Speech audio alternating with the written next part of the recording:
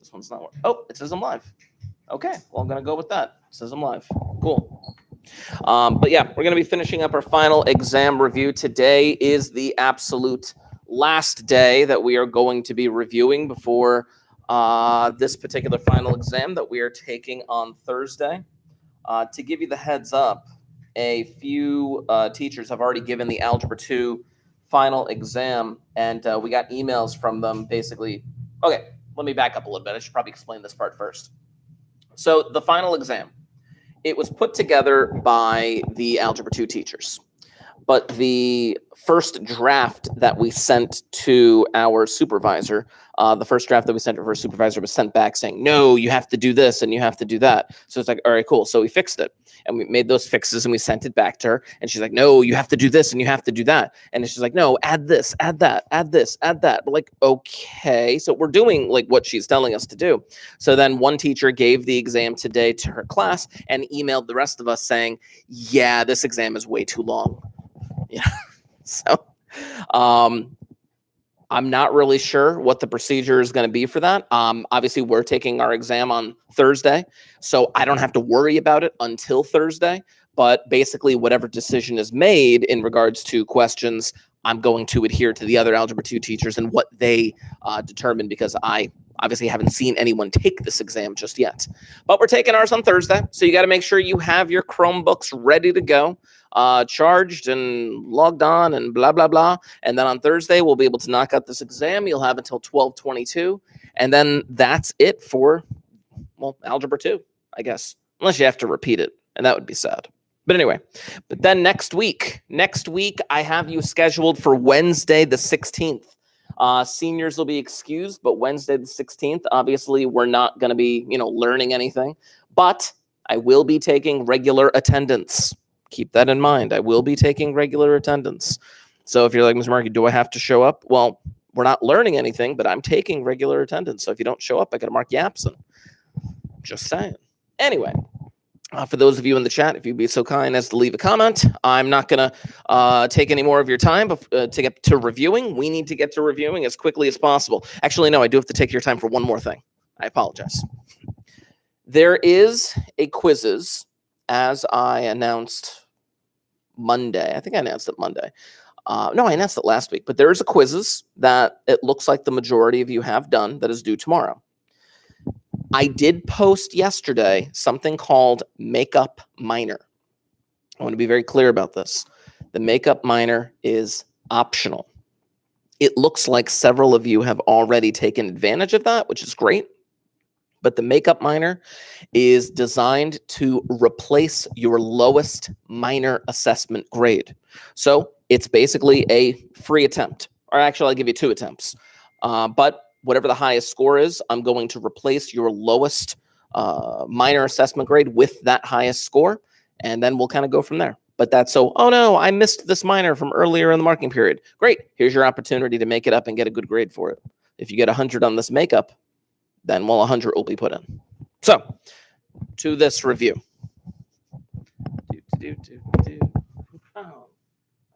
Let's see, flip this thing over.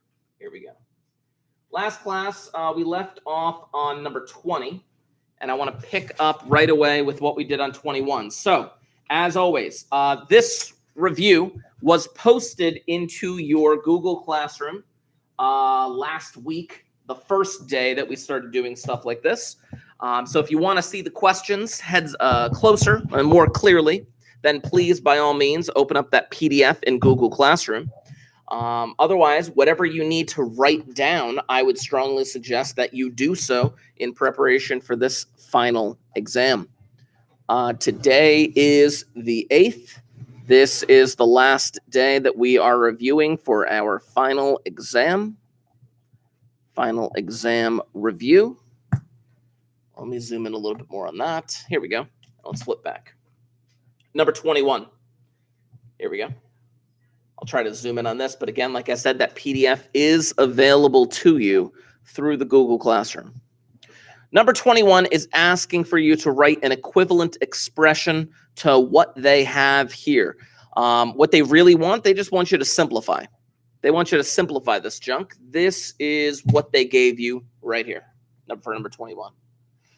To simplify that, well, we are technically allowed to distribute that 3 as an exponent. We are absolutely allowed to distribute that 3 as an exponent because there is nothing more than multiplication separating every term.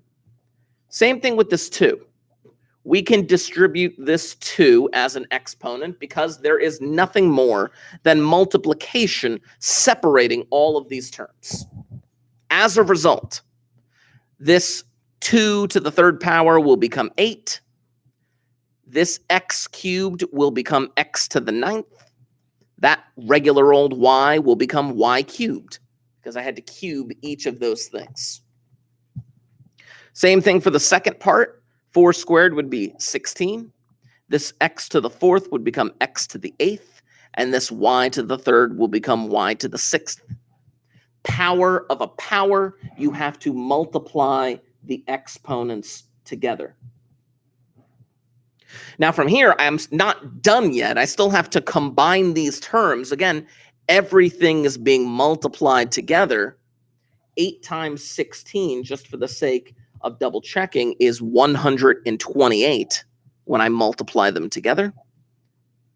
When you multiply these common bases, you have to add their exponents together. When you multiply these common bases, you have to add their exponents together. This terrible looking monstrosity at the end is indeed the final answer to this problem. Power of a power, you have to multiply exponents together. You're allowed to distribute because there is multiplication and only multiplication between all the terms. When you end up multiplying common bases, you have to add the exponents together. And then 8 times 16, you just do normally. But that's what that thing does. It's very strange. Just as a reminder, I'm only seeing the 2 comments. For those of you in the chat, please make sure you are leaving that comment for attendance purposes. Oh, here we go. Number 22. Asymptotes. Number 22 gives you the following equation. C of x equals x squared minus 4, the whole thing over x squared plus 4x plus 4. And what do they want? They want you to determine the equation of any vertical and horizontal asymptotes and the values of x for any points of discontinuity. A point of discontinuity would be a hole. Just for the sake of argument, a point of discontinuity would be a hole in that following graph. Okay? Looking at this thing right here. This is rational functions. This is chapter 8. This is the edge elastic major that we took. We spent a lot of time simplifying these, factoring these, graphing these, solving these. They don't want you to graph this. They just want you to be able to identify the asymptotes and the holes. That's all they want. That's what this question is really asking. Determine the asymptotes and the values of discontinuity, which are the holes. First, going to point this out right here. The fact that the degrees are indeed equal to one another. The degrees are equal to one another. As a result, you take the leading coefficients, divide them, and you get your your horizontal asymptote. If the degrees are indeed equal to one another, then your horizontal asymptote would be the leading coefficients just being divided by each other. That's all that thing would come down to. Vertical asymptotes and holes are a whole other story, but that's the horizontal. Now, in this instance, if the degree on the bottom was larger, if the degree on the bottom happened to be larger, then your horizontal asymptote would automatically be 0. But if the degree on the top were larger, then there would not be a horizontal asymptote. There wouldn't be one. There would actually be what they call an oblique asymptote. But that is besides the point. I have to find the vertical and I have to find the holes. And the only way that I'm going to do that is if I factor. I am going to have to factor here. So let's take a look. I'm just going to bypass straight to the factoring aspect. If you factor this correctly, it ends up looking like this. Factoring this problem completely gives you the following fraction of x minus 2, x plus 2 on top, and x plus 2, x plus 2 on bottom. Clearly, I hope it's clearly, the x plus 2's cancel each other out. As a result, you have a hole.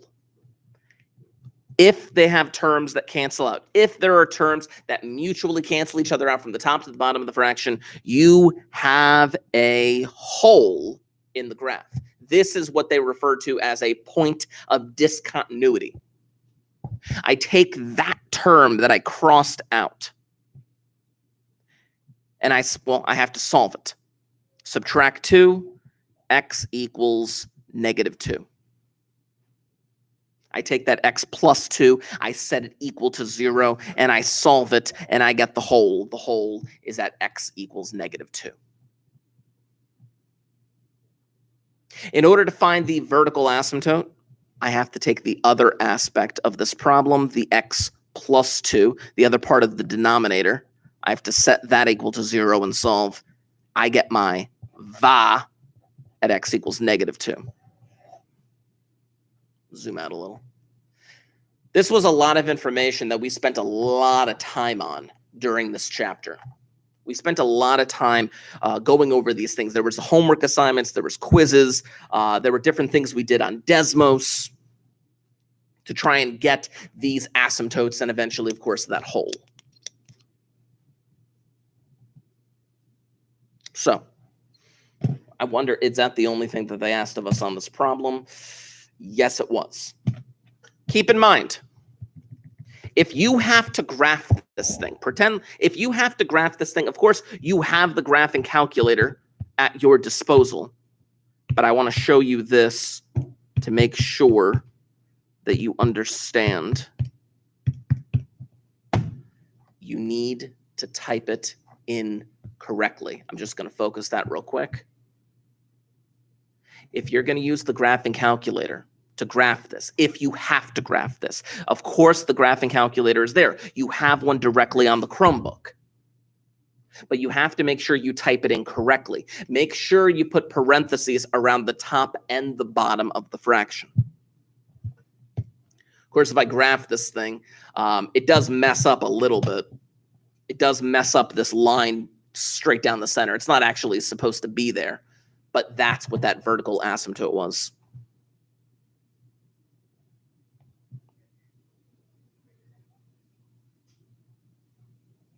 Now, what's interesting here is the fact that that hole and that vertical asymptote occur at the same location, but that's neither here nor there. That's allowed to happen.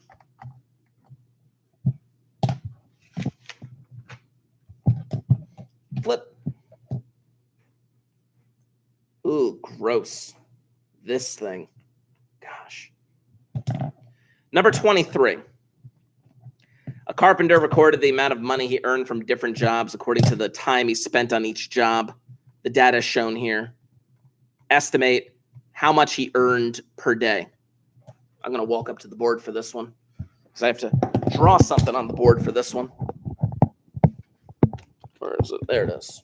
You've done this back in like Algebra 1 or some junk like this. But it's like if I had to... That's terrible. If I had to draw some kind of a straight line as best as possible, trying to cut through the heart of those points right there. That was better. A little bit better. Marginally. Estimate how much he earned per day. What is his rate? How much does he earn per day if you had to estimate? This would be the slope. You need to determine what the slope of that line is in order to determine how much he earns per day. It's purely an estimate. And as long as you are reasonably close, it should be fine. As long as you are reasonably close. So if I was going to find this, I'd be like, I don't know, like maybe from here up to here or some junk like that. That's like an increase of 500 over 2 days. So like $250 per day. Yeah, that's fine. They just wanted you to properly interpret that the rate that he earns per day is indeed the slope of the line that you would estimate, that you would draw yourself. That's perfectly acceptable. If your number was slightly off, like if you did like 225 or 275 or some junk like that, it should still work. I think you just have to be within a reasonable amount. If you put like $1,000 a day, clearly they'd mark it wrong. But I'm going to double check what you guys do, of course, on this Linkit assessment. Just know that the estimate of how much he earns per day, the rate at which he earns, is the slope of that line. Scrolling down. Oh, here we go. A multiple choice. Given the parent function, describe how the graph of each of the following differs. Oh, it's not multiple choice. Differs from the parent function. Be sure to indicate directions, units of translation, lines of reflection, and or scale of any stretch or shrink. Nice.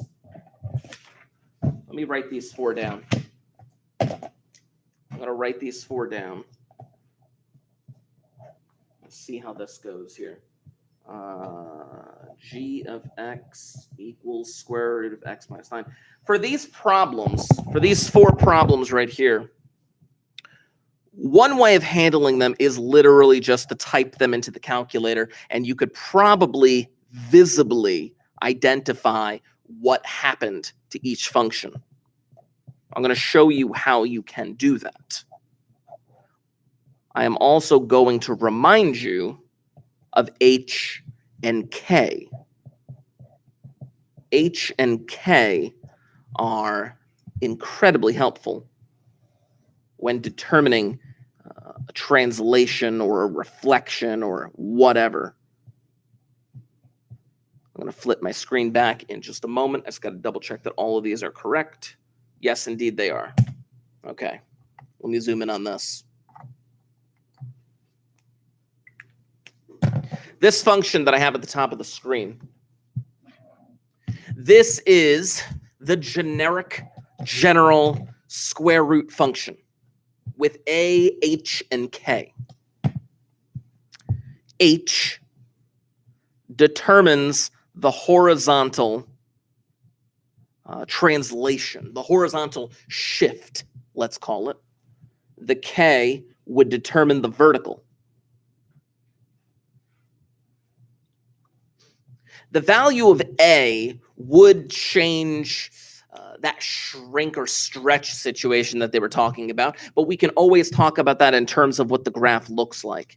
It's going to basically change a certain magnitude of the problem, but we'll deal with that later. The main shift that you really want to be worrying about is the horizontal and the vertical.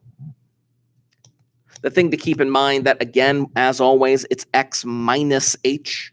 You always have to take that negative into account, which we will when we see these examples. Actually, I'm going to go Desmos for this. Let's go to Desmos for this. Of course, you have Desmos at your disposal. Equals square root of x. There's the square root of x. I'll do g of x equals the square root of x minus 9. There we go. Notice that that minus 9 is sitting outside of the square root. Look at these 2 graphs. They have the exact same shape. Nothing has been stretched, nothing has been shrunk, but this thing has indeed shifted. It has shifted down. It has shifted down 9 units. That's literally all you would have to write for this problem. If I had to describe what happened, the transformation from one graph to the next, from the red to the blue, is that all they asked? I just want to double check that question here. Describe how the graph of each of the following differs. Sure, it shifted down 9 units. And that's what I would literally write right here. I would say shift down 9 units. Of course, you can see that directly on the graph. You just have to be able to type that in correctly. I'll do it again for h of x. That plus 6 is on the inside. It is on the inside of that square root.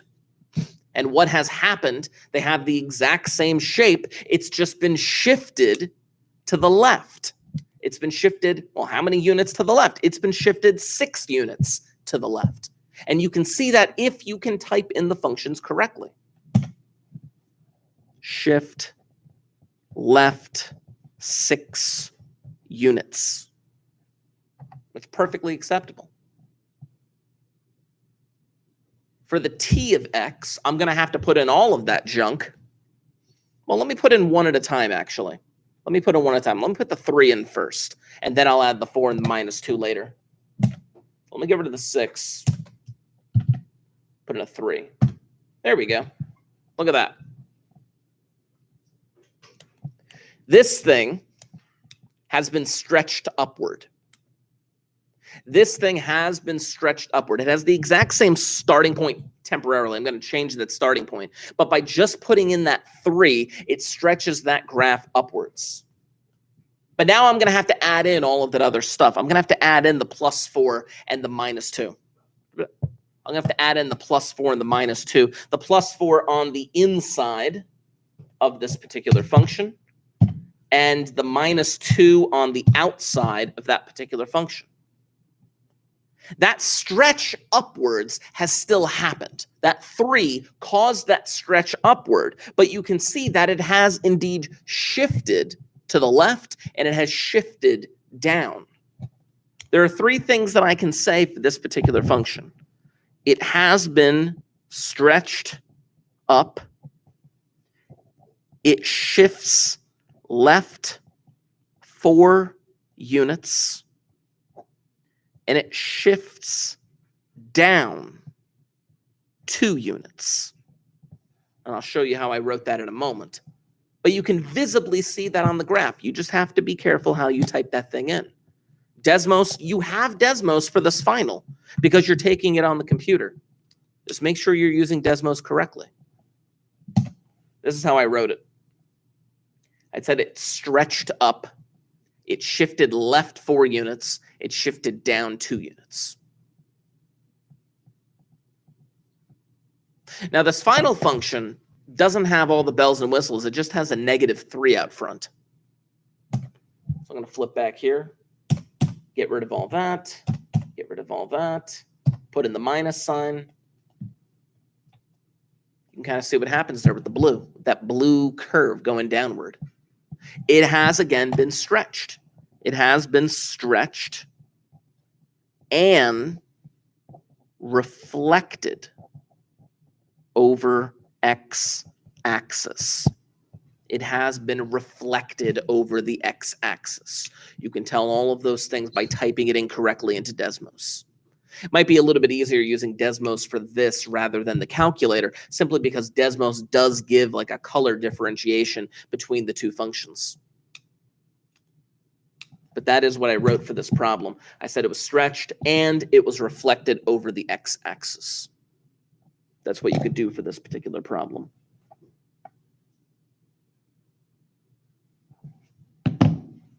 Okay. And to here. What was it for? This one right here? It just shifted to the left. Yeah. And let me do this real quick. There we go. It's a little hard to see. I just typed it in right there. But that blue line maintains the same shape. It's just that it's literally been translated to the left, the blue line.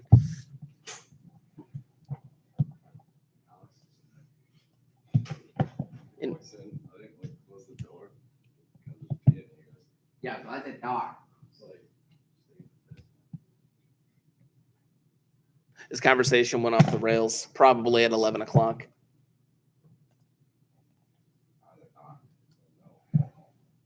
Okay. Oh, goodness gracious. Okay. I'm looking at a problem like number 25. Now, number 25, there are two main ways to go about it. One of them is through arduous algebra. Arduous. Wow. You can go back and hear the tape. I said arduous. Wow. This conversation, again, is getting way more inappropriate.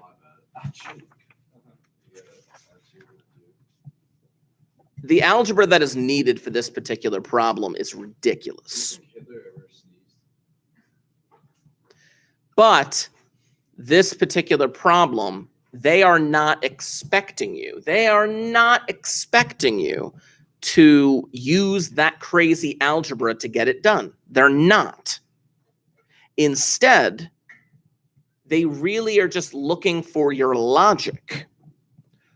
They want to know, okay, if x squared plus y squared equals 29, if x squared plus y squared equals 29, then what is the value of x minus y, the whole thing squared? Let me show you what I wrote. Can you tell me, give me any two numbers, any whole numbers, single digit. 7 and 2. Check this out. Watch this real quick now. Ready?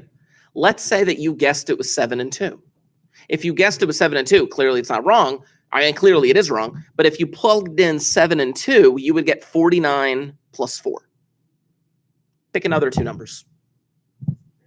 3 and 5. 9 plus 25. That didn't work. Pick another two. 1 and 3. Are you just picking random numbers, or are you trying to actually figure out how to get it equal to 29? Okay. If you pick 1 and 3, it'd be 1 plus 9, which is 10.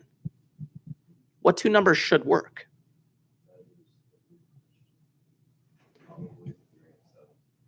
No. 3 and 7 would be 9 plus 49.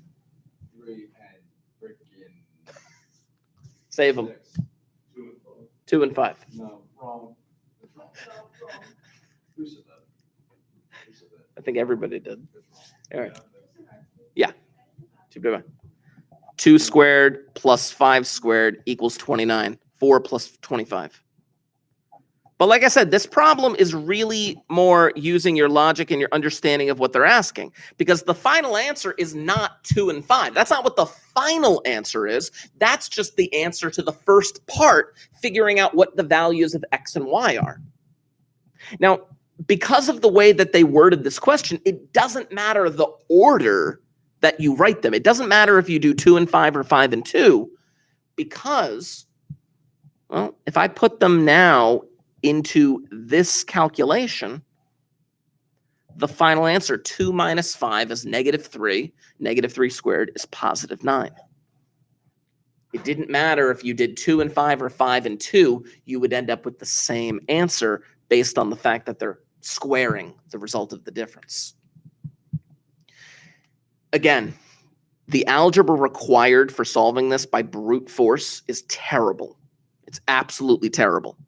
I tried it. It took me a couple of pages worth. I know. But the way that this question works out is they really just want your logical understanding of, okay, if this statement is true, I could come up with numbers that make it true. But then once I come up with those numbers, then they want me to do something else with them. Read the directions. Think of it logically.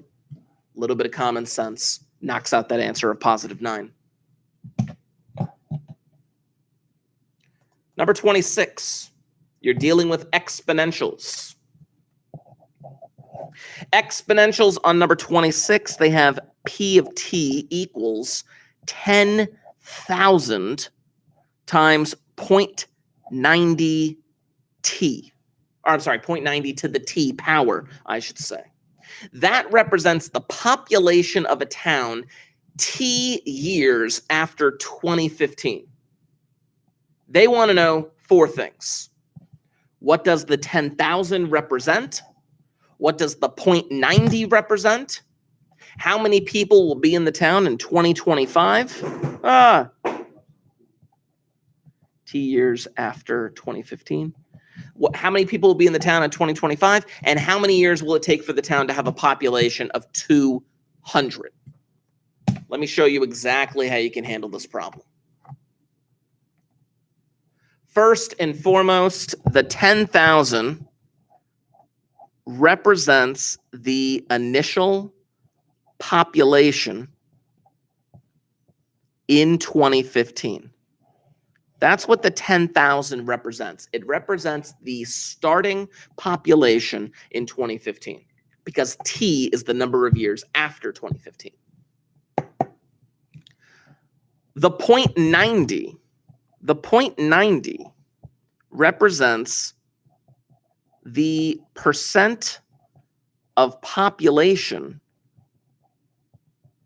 that is retained year to year.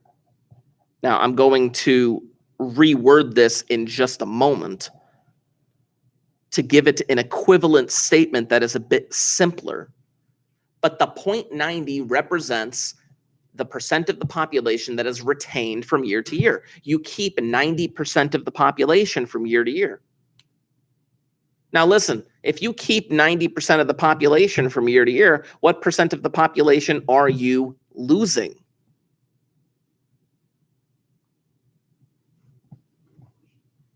If you're keeping 90%, how much are you not keeping? 10. Yeah, literally. Or you lose 10% of population each year. That's another way of putting it. You're either keeping 90% or you're losing 10%. They both mean the exact same thing. They both mean exactly the same thing. Then they want to know, what is the population in 2025? The population in 2025, based on the context of the problem, I would have to plug a 10 in for the t value, in for the exponent.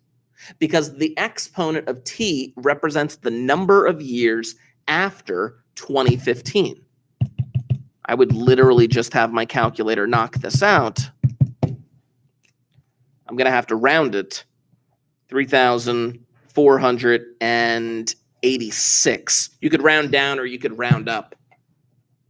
I rounded down because you can't have a fraction of a person. You could, but it would be messy. Is it the left or the right half?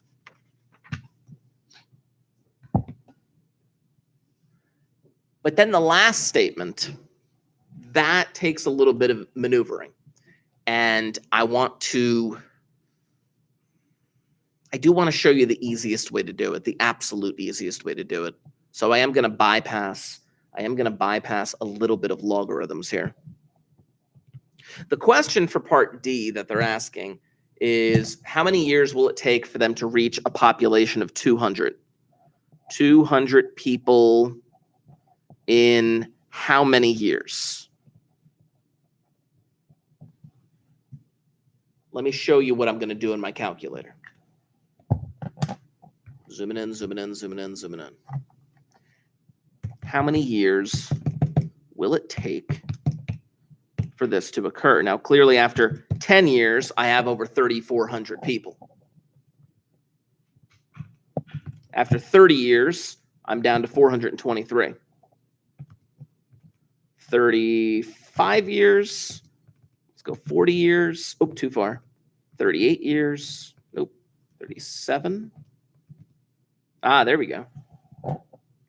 See it right there. Between year 37 and 38. Did it say 200? Yeah, it said 200. Between years 37 and 38. it drops below 200 people. So the question being asked, how many years will it take? Well, after 37 years, I will have more than 200 people. And after 38 years, I will have less than 200 people. So how many years will it take for the town to have a population of 200? I would say, zoom it out, between 37 and 38 years. That would be acceptable. If you needed the work to back it up, clearly you could show what I just calculated on the calculator. There is a way to get the answer using logarithms, but I'm going to bypass that for the sake of simplicity. And this is a simple answer, because clearly you're not going to be worried about the exact moment that it drops below 200 people. But as long as you have an approximate year, that would be acceptable.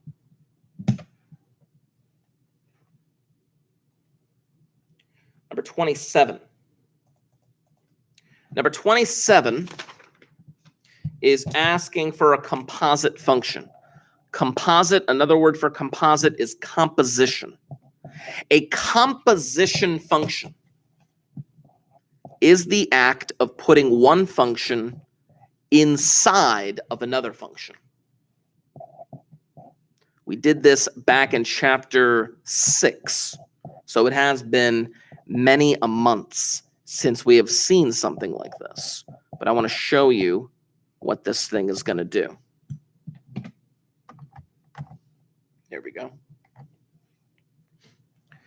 They want you to take that g of x function right here, and they want it plugged in to the f of x function. I'm showing it to you in different colors to kind of exemplify what the heck is going on here. They want you to take that x minus 2, and they want you to plug it in to the f of x function. Now, what that means is that you are replacing that x with x minus 2, and then they're expecting you to simplify. What they really want is this. They want you to take that x minus 2, and they want it plugged in to the f of x function. They want it substituted in for all of the x values. So instead of x squared plus 1, it's whatever the g function is squared plus 1 in this instance. If you were to multiply this out correctly using, let's say, a 2x2 box, you would get the following quadratic at the bottom, which would simplify to this. That bottom right function is what they were looking for. The hardest part about composition is just that conceptual idea of taking one function and putting it inside of another function.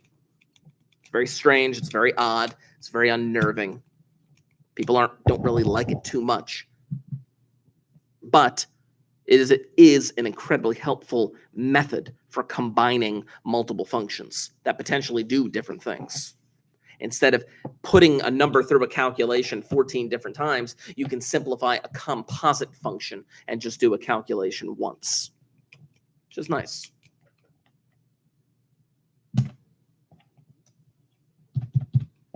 Number 28. A rectangle has a length and a width. Oh, I'm going to draw this one.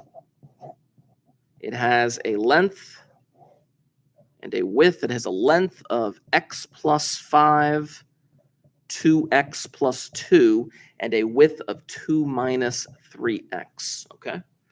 Write an expression to represent the area in standard form. Write an expression to model the perimeter in standard form. Okay. First, I'm going to have to multiply those two things together. on the top of that rectangle. I'm going to multiply them together just to give it a nice looking thing. There's the x and the 5. There's the 2x and the 2. I'm going to multiply that junk. 2x squared, 10x, 2x, and 10. That means in reality, this top little portion right here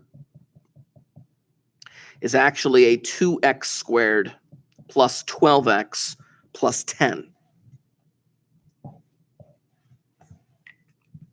That would actually be the length of this rectangle. They want two things. They want the area, they want the perimeter. The perimeter is a lot nicer. The perimeter is a lot easier to get. Let me do the perimeter first. If I was going to do the perimeter, I would have to add up all four sides. I would have to add up all four sides. Back in the day, you may have learned a formula where it was like 2 times length plus 2 times width. It's just adding up all four sides, which I'm doing right here. This is kind of the nicer way to do it. Perimeter you've been dealing with for a very long time.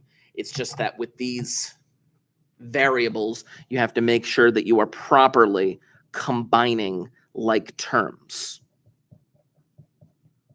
I'm going to recap what I just did. But that is my perimeter. Oh, it froze. It's back. At the beginning of the problem, they give you a length and they give you a width. That length, I multiplied it out over here so that instead of writing it the way that they wanted it, I wrote it the way that I wanted it, because it makes a lot more sense to write it out like that. The perimeter would be adding up all four sides, or this length twice and this width twice, which is what I did here. I distributed the 2. I combined like terms, and I get this perimeter equation at the bottom. If you want area, you are going to have to do a larger multiplication. And to do that larger multiplication, hopefully you can see what's going on right here. I'm going to have to multiply out the quadratic that I had at the top and the binomial at the side. This is how I'm going to multiply together a 3x2 matrix or a trinomial times a binomial. It makes a lot more sense to me to multiply it out using this box method that we did earlier on in the school year, rather than whatever weird distribution technique that you may have learned in the past. To me, the visual of this multiplication makes a lot more sense. And once again, it's just a matter of combining like terms. The cubes, the squares. I have to do what, negative 66 plus 24, negative 42x plus 20. This multiplication is indeed what the area of that particular function should be. That's what it will be. Very strange. But that's the standard form that they would want it in. The standard form would be largest exponent to smallest exponent, to be sure. Okay. Let's see what else they have on here. I may end up skipping around near the bottom of this. I just want to see what else they have. I'm going to skip that chart because we've done stuff like that. Object launched. We've done that. Simplify if need be. Oh, I may end up doing that one. Yes, I will definitely do that one. Okay, I have 3 problems that I definitely want to do to wrap up today. I have 3 problems that I want to do. The next one is number 29, though. After these 3 problems, we are going to step into the intervention period. But we'll talk about that when we get there. For number 29, they tell you that those two expressions are equivalent. And they say that X and Y are positive. Hold on. Please excuse the interruption. Mr. Joviak, please call the main office. Mr. Joviak, call the main office.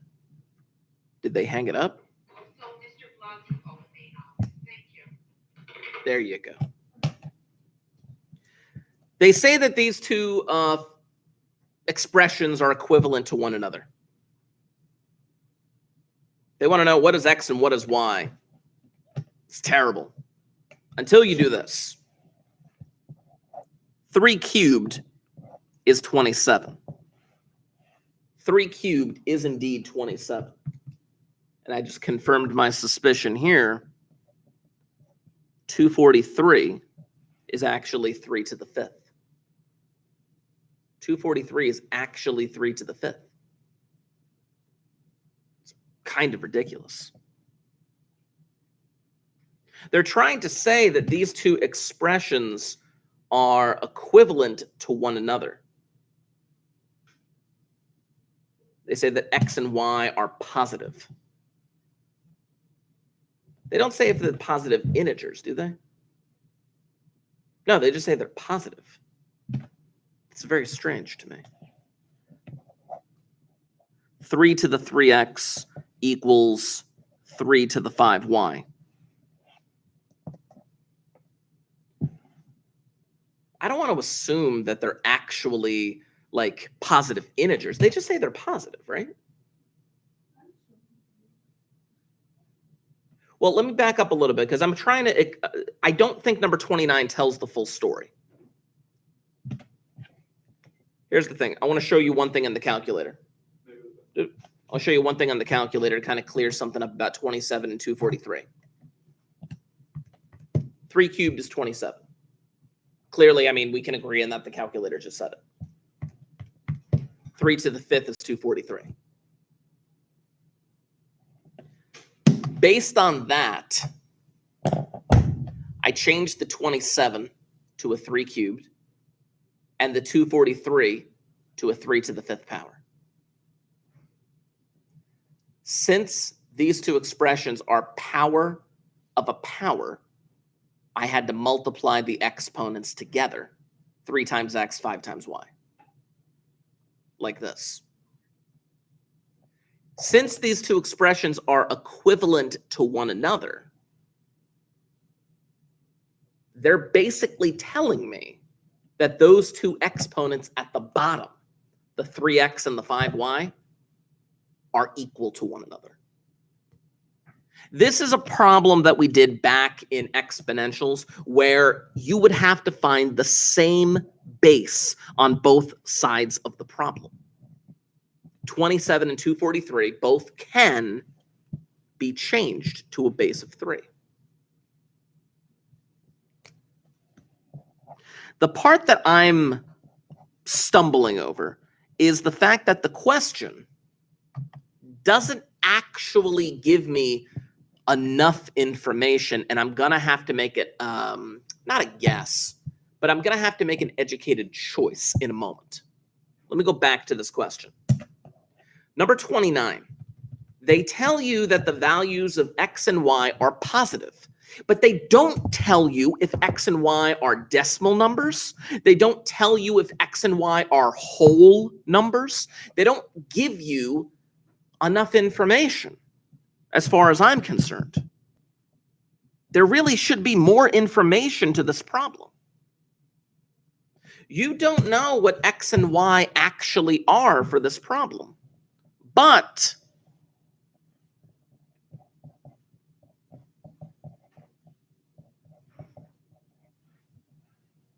if I let this happen, if I let x equal 3 and y equal 5, if that were the case, would these two numbers be equal to one another?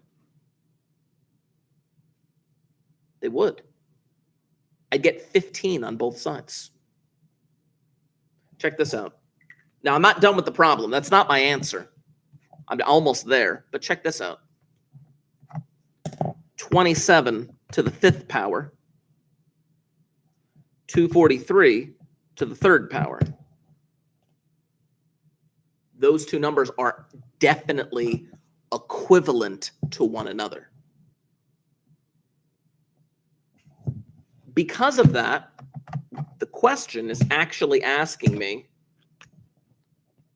what is x plus y?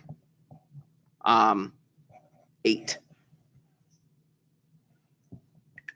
That's all they really wanted from you. To get the number 8, yeah.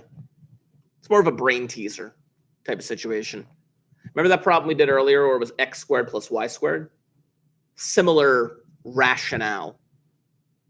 Where it's just more one of those like 30-second YouTube videos where they show you like a math brain teaser and they say, pause the video and figure it out on your own. And then you're like, no thanks, just tell me the answer. But here's the funny thing. Technically, you could get like different answers for this because the question was not clear on what it was asking. It didn't specify that they had to be positive whole numbers. I specified that because it made more sense to do it that way. But technically, I could do this with any number of numbers. I could do this with the numbers 1/3 and 1/5. I could do this with 1/3 and 1/5. I really could. Even though they're not whole numbers. Check this out. I could do it with 1/3 and 1/5. I could do 27 to the 1/3. And I could do 243 to the 1/5. And I could get equivalent numbers. And then technically, this also works as an answer. But I'm not a fan of that. I'm not a fan of that whatsoever. I like it with whole numbers. So I'm going to say stick to the whole numbers. It's such a weird problem. Gosh. Okay. I'm going to skip ahead to number 31. I'm going to skip ahead to number 31 for the sake of time because I want to respect the intervention period, especially considering that you do have some things to get done for me in terms of, well, making things up. Come on, you. There we go. Number 31 says to use the graph to answer the questions. I'm going to walk up here and write stuff on the board. What is the y-intercept? Oh, the y-intercept is right down here. It's y equals -6. Yes. There's no trick to that. It's just literally what is the y-intercept. What is the maximum? Again, this is a terrible question. This really should say local maximum. This really should say local maximum. Because in reality, that's whatever that ordered pair is right there. That is your local maximum. You could estimate approximately what that local maximum would be. It looks like -2.5, 1. But negative. Well, because this graph, would you agree that this graph technically at some point goes up forever, right? If it goes up forever, technically there is no maximum, right? So this is why I'm saying this is a terrible question. That's the maximum point that we can like. Well, why wouldn't it be? Oh, okay. Well, why wouldn't it be like just as far as the graph goes up? Because of that arrow, it's indicating it goes on forever. Yeah. See, the thing is, instead of maximum, it really should have said local maximum or relative maximum, meaning that this is a maximum relative to the points surrounding it. Or local, if you localize yourself right here, there's a maximum. That's why I don't like that question. I like math to be precise. Oh, what's the minimum? We already found that before. Yeah. Again, local minimum would be like 0, -6. What are the zeros? Well, zeros, another word for zeros are x-intercepts. Look at this. These two questions are asking the exact same thing. It's literally the exact same thing. So -3, -2, +1. The degree. What is the minimum degree? We're talking about degrees of polynomials. degrees of polynomials. The degree of a polynomial can determine the number of zeros that you get. Meaning, for a parabola, for a second degree parabola, you could have up to 2 zeros for a second degree parabola. It's like, I don't know, like y equals x plus, now do minus 3, the whole thing squared, minus 5 or some junk like that. And it could have, because of that degree, it could have 2 zeros. This one has 3 zeros. What is the minimum degree? It could be a third degree polynomial. It could have a third degree. What are the linear factors? Well, this one's actually a lot easier than you think. Since one of the zeros is -3, that would produce a linear factor of x plus 3. Since x is -2, that would produce a linear factor of x plus 2. And because x is equal to +1, x could have a linear factor of x minus 1. Those would be my linear factors. What? H is literally saying the same thing. H and G are the same question. This is a terrible question. They're literally asking the same thing. Use the linear factors to write the factored form. It's right there. I just wrote it in red. I don't like this question. I mean, I do, but I don't.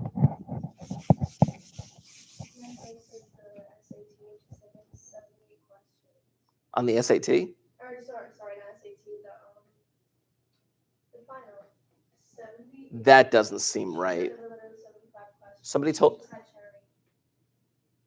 Cherry said it was in the 30s. She said there was a 70. I'll ask her again when she was exaggerating, but she said there was 70. Some of the exams were given out today. They didn't finish.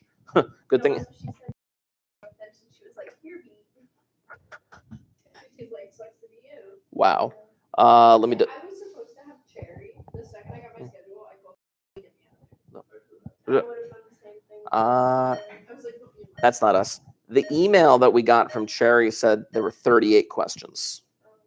I'll ask her again. Yeah. She's literally said there were 70. Well, you know what happens when people overuse the word literally? You know what I'm talking about? Literally versus figuratively. People use it wrong all the stinking time. She said there were 70 in my class. Well, number one, that's ridiculous. If there were. Number two, I'm gonna deflect the blame to our superiors who said, keep adding. Why do they do that to us? Like, out of all years, why? That's been the number one question. Why have the teachers been bombarded with collecting and utilizing data, let's say from benchmarks, and being drug over the coals as a result of how low the benchmarks are this year compared to any other year? You know?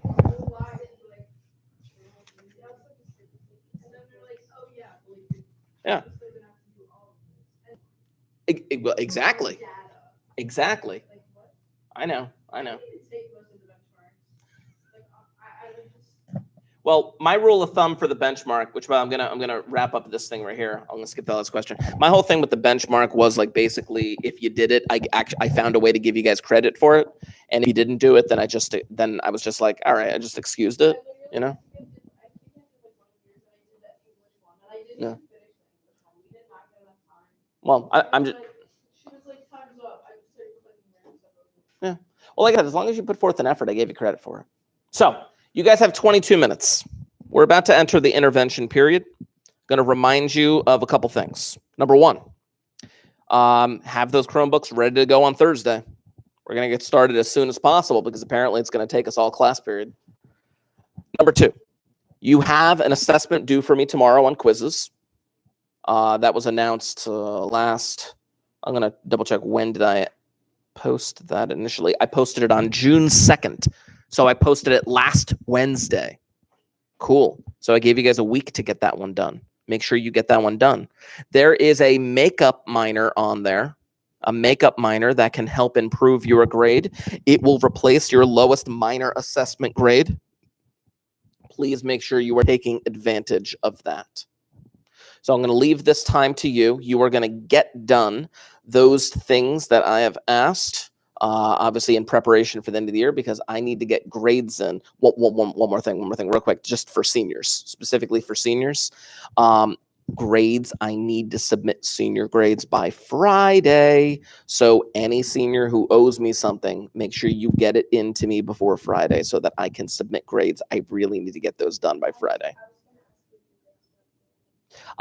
They are for the most part.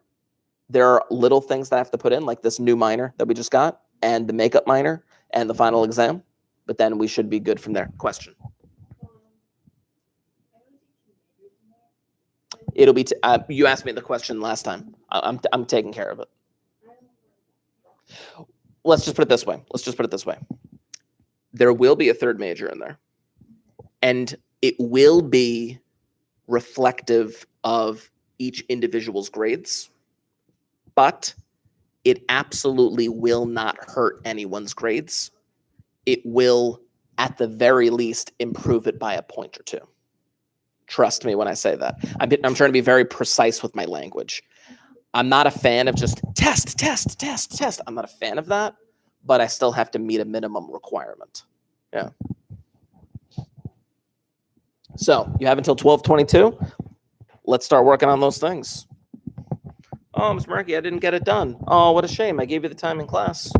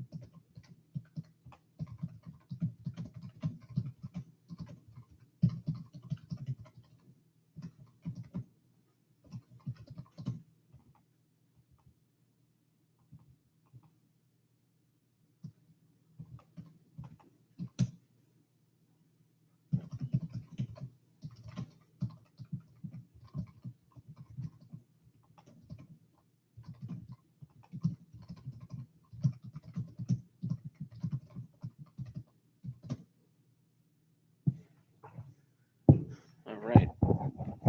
You got that stuff that you owe me. You have the due dates. Your exam is on Thursday. If you haven't left a comment, please make sure that you do so. Bell's going to be ringing in approximately now-ish.